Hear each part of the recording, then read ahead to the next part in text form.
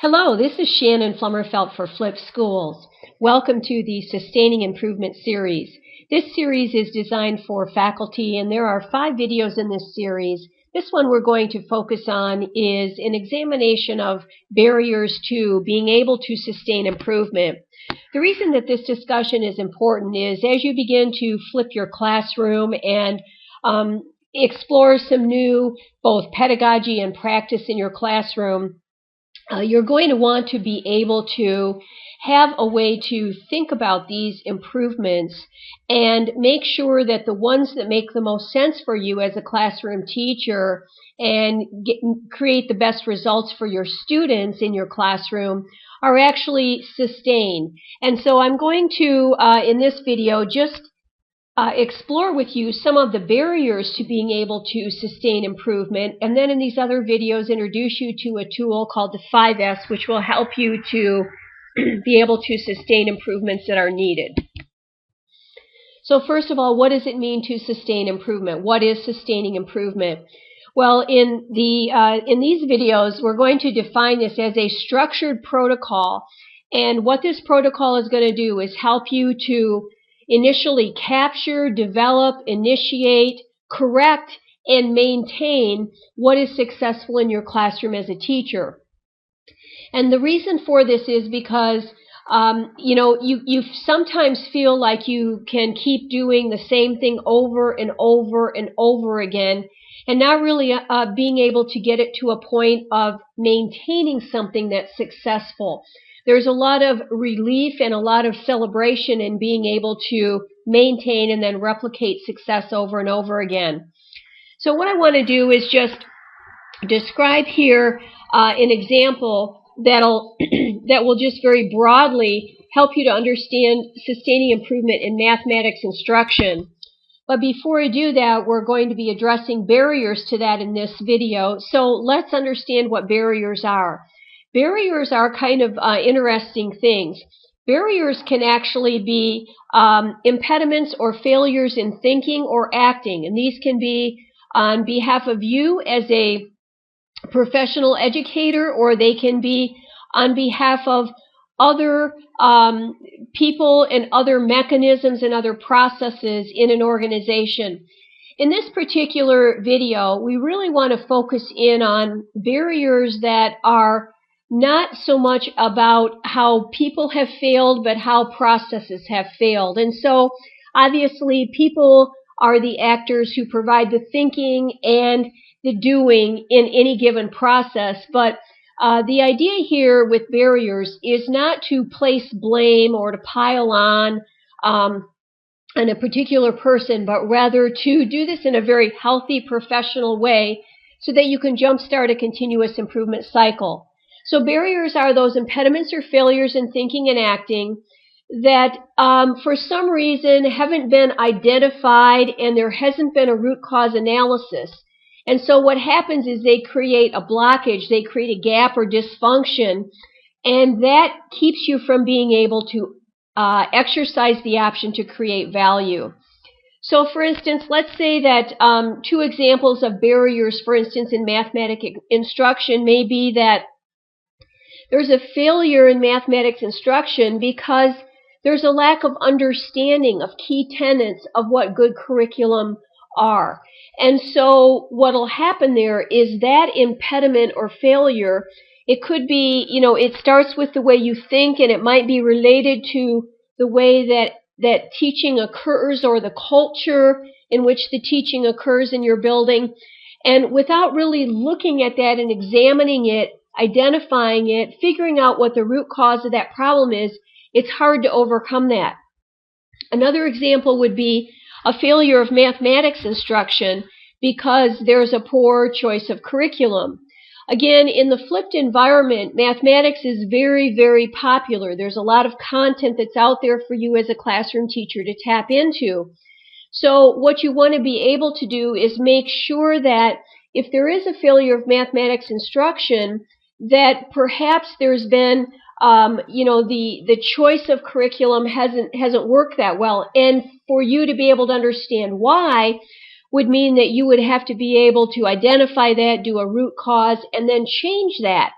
So it's sometimes it becomes a little bit emotional because things are very very demanding, and teaching is very demanding. But really, to be able to think about this and step back and look at it from the point of view that, you know what, every barrier can be dealt with. If I can sit down and do a root cause analysis, I can begin to think about what I can do to change that and create value.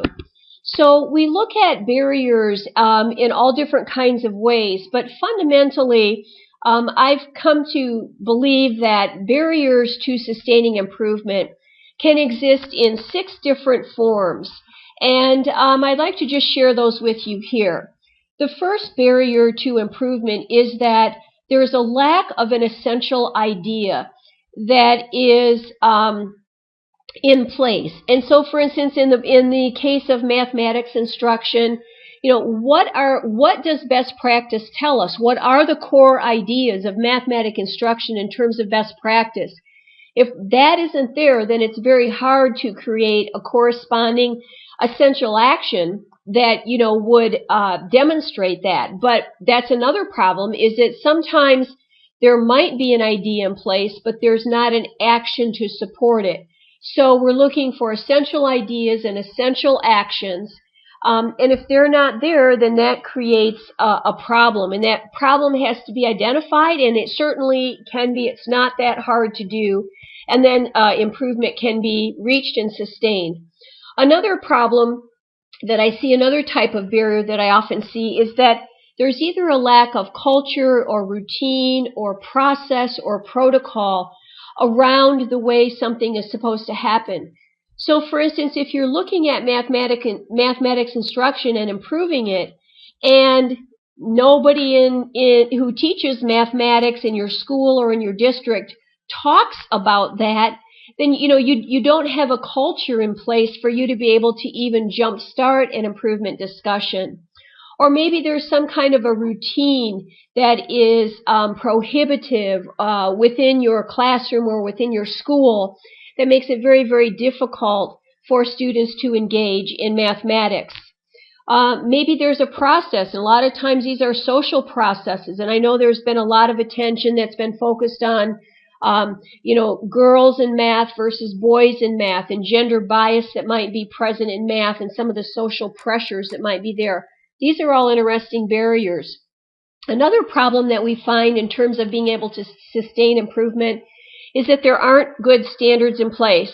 Now, recently, education has really come on strong on this point and tried to create at least state-based standards, and in some cases national standards with the Common Core standards. So if you're in a state where your state has adopted the Common Core state standards, then you really do have very clear standards for math. But just adopting them is not enough. Like, you have to be able to understand that they're there and what they mean in terms of your teaching practice. And the last 2 types of barriers on this list is that a lot of times we don't assess and audit in a way that's informative.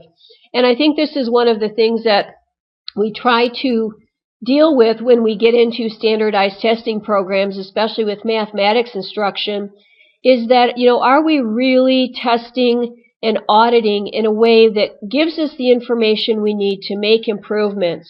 And, if you're just testing for testing's sake to get an achievement score at the end of the year or the semester, and you don't use that data to drive improvement, that's a barrier. And then the last thing, and this really is quite a substantial issue sometimes, is that we don't understand what we're trying to accomplish.